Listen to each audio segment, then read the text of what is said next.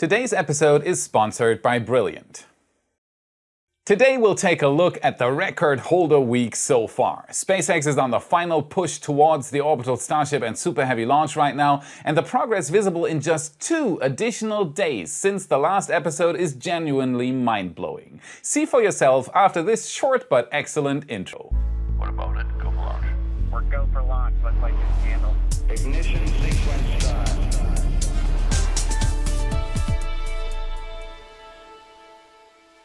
My name is Felix and I am your host for today's episode of What About It? And as always, there's been a lot going on in the space industry lately, so let's dive right in. Starship updates.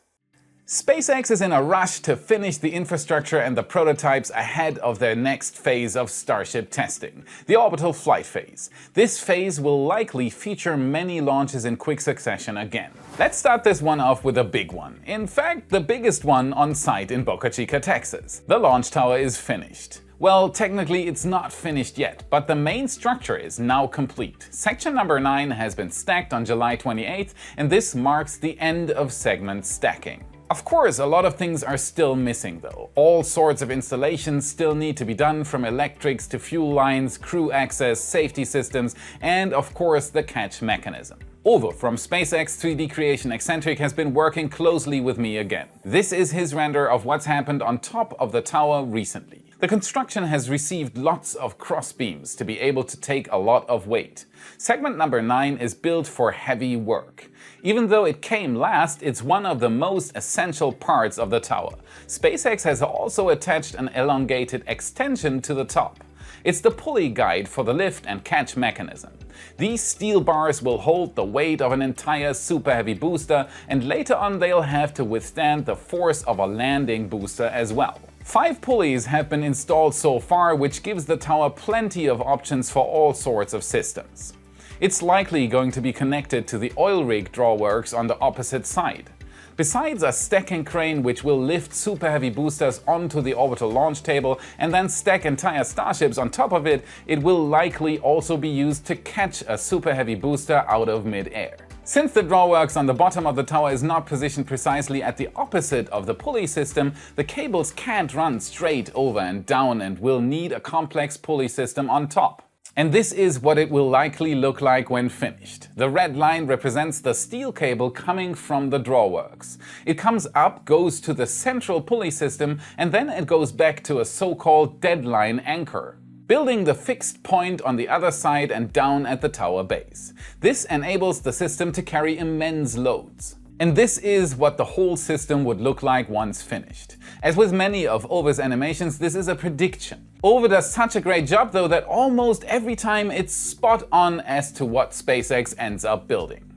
Show some love for his work, pause the video for a second, head on over to his channel and give him a subscription and a like. He certainly deserves it, links in the description. Mauricio from RGV Area Photography has been up in the air again as well, and he's revealed something incredible. My information that SpaceX might be targeting August 5th as a finish line for Booster 4 and Starship 20 doesn't seem to be so far-fetched.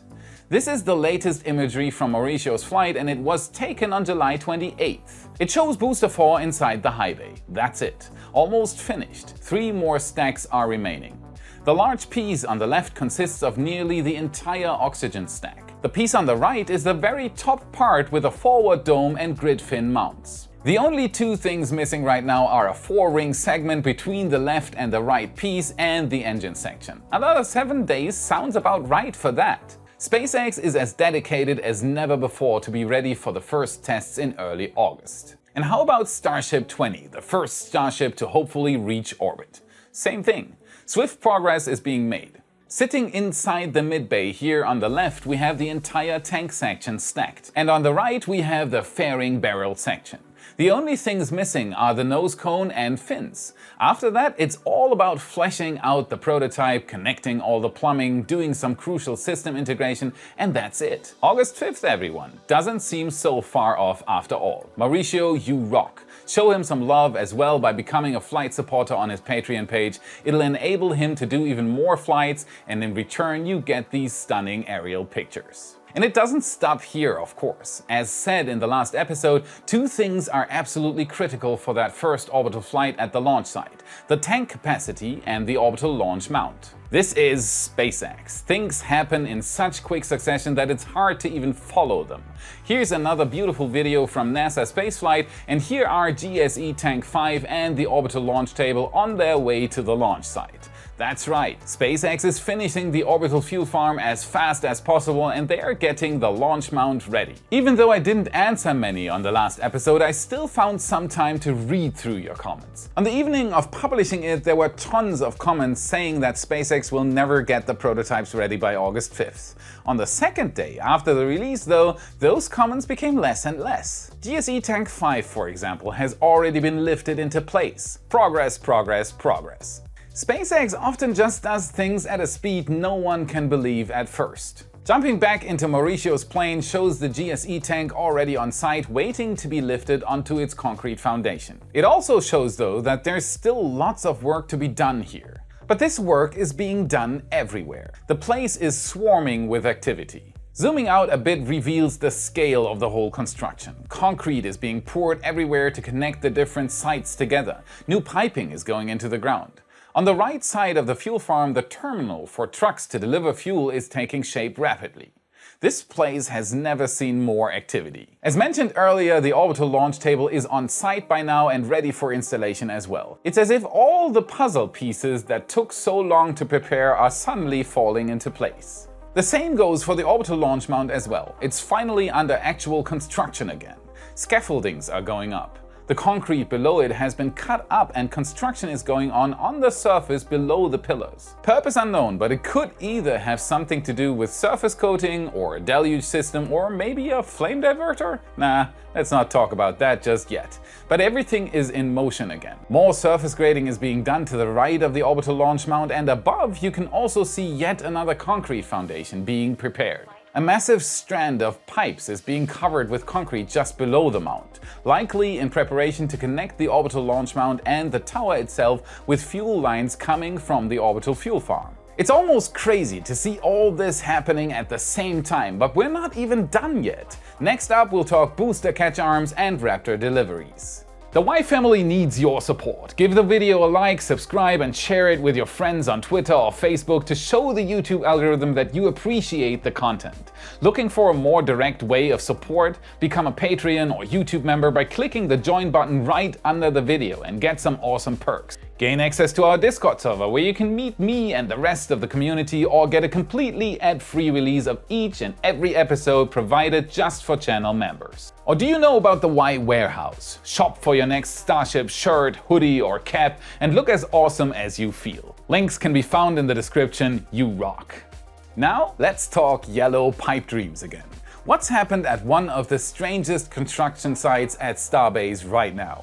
Here we are again, staring at the biggest mystery at the launch site right now. The yellow and now also black pipe construction going on top of the Starship landing pad. And we have quite a few new things that have happened here lately. First of all, let's zoom in on the most significant piece of yellow pipes. SpaceX is now finally giving it a little more strength by adding metal plates in some places. First of all, these likely are in place to stiffen the construction, and secondly, maybe even to protect it from Raptor fire. Next, we have a triangular piece just below, which also received some serious metal plates to make it more rugged. It also has 3 hardware pieces attached that definitely do look like anchor points, so this piece will be able to articulate at some point. Besides those two, there are also 2 more pieces lying around on the ground, and SpaceX seems to be slowly running out of yellow pipes, which could mean that this whole thing is almost finished. Even though it's almost finished though, it's far from being solved. On we go with the black pipe construction just below that. We have the anchor-like piece that almost looks like it's finished. My guess is that the 2 angled pieces will be attached to the black girder structure in the middle, which leaves us with the SLED piece that was already predicted a while back. This piece, when finished, could run along rails on the tower with the arms facing inwards, grabbing onto the tower, or outwards facing a booster while being caught. Last but not least, we have the large pipe construction. That seems to be 2 times the same piece. 2 arms? Booster catcher? If the yellow arm is a fueling arm, the black ones likely are the actual catching arms. They are longer, made out of even thicker pipes, and they are two. You need two arms, one on each side, to catch the booster. What do you think? Are we on the right track? Yellow equals fueling arm and black equals catch arms? As always, tell us in the comments and let us know your thoughts. Last but not least, there's one final puzzle piece to solve before we can see a Starship fly to orbit for the first time in human history. And I can't overstate the importance of this first flight. Raptor engines. There need to be 35 on site to make that first orbital flight happen, and SpaceX is ramping up the production here as well. What you're looking at here is yet another delivery of engines. 4 more have been transported from Hawthorne, California to Starbase, Texas. Raptor 2, hello again and hello there, have arrived at the construction site in one single delivery, and a fourth Raptor that doesn't have a name. No serial numbers are known. Rumor has it that SpaceX deliberately hid the serial numbers usually visible on the engine bells from the public. That doesn't make a big difference though. SpaceX right now should be at around 15 to 20 engines on site, maybe even more. The production of a week, maybe 2, should be enough to do the orbital trick. Recently, SpaceX tweeted these 2 pictures out celebrating the production of Raptor engine number 100. That's right, they have already produced 100 of the most advanced engines ever produced. The picture was taken in Hawthorne, California, where the first Falcon 9 booster ever to land is displayed in the background, and Raptor engine 100 is sitting in front of all those who currently manufacture these engines. Smile for the picture, everyone, this is a truly incredible achievement. And it shows that SpaceX might very well be on track for a first orbital launch next month. Get ready everyone for the show of a lifetime when Starship starts soaring into our planet's sky for the first time. It'll change history forever, and there have been so many along the way prophesizing it would never happen. Now let's talk Brilliant. I have a golden rule for sponsors. I only accept those who I actually and personally like. Brilliant definitely is one of them. And you've heard me talk about Brilliant before and how it helps you learn STEM. Recently, Brilliant has upped the interactivity on their platform to a whole new level. Take this lesson of the Pythagorean theorem, for example. You might remember from school what the formula is, but in this lesson you're not just getting an explanation, you're getting a way to see it for yourself. You're moving around triangles and proving for yourself that a squared plus b squared is equal to c squared. And there's much more where that came from. In case you didn't know already, Brilliant is a website and app built of the principle of active problem solving. You learn best while doing and solving things in real time. Jump right into solving problems and be coached bit by bit until, before you even realize it, you've learned a new subject in STEM as you've never seen it before. I personally use Brilliant for my own research for Y episodes all the time. Just pick a course you're interested in and get started. Feeling stuck or made a mistake? You can read the explanations to find out more and learn at your own pace. If you'd like to join me and a community of 8 million learners and educators today, click the link in the description below or visit brilliant.org/whataboutit. Today's supporter shoutout goes to Greg Edmond, Marcus Langer, Daniel Becker, Roland Laird, Doug Pride, Angelo Aragwin, Christian Miller, Mike Schönborn, and many others. You rock so much. Without you and countless others, we wouldn't produce this content, so the entire team's gratitude is yours. Make sure to hop on our supporter-exclusive Discord to join more than 1,000 spaceflight enthusiasts and to give me a chance to thank you in person. SpaceX Launch Tower Section 9B, and that's the title of the video. And the right piece and the engine section, no. And I'm not running out of helicopters, that's for sure. No, it's not.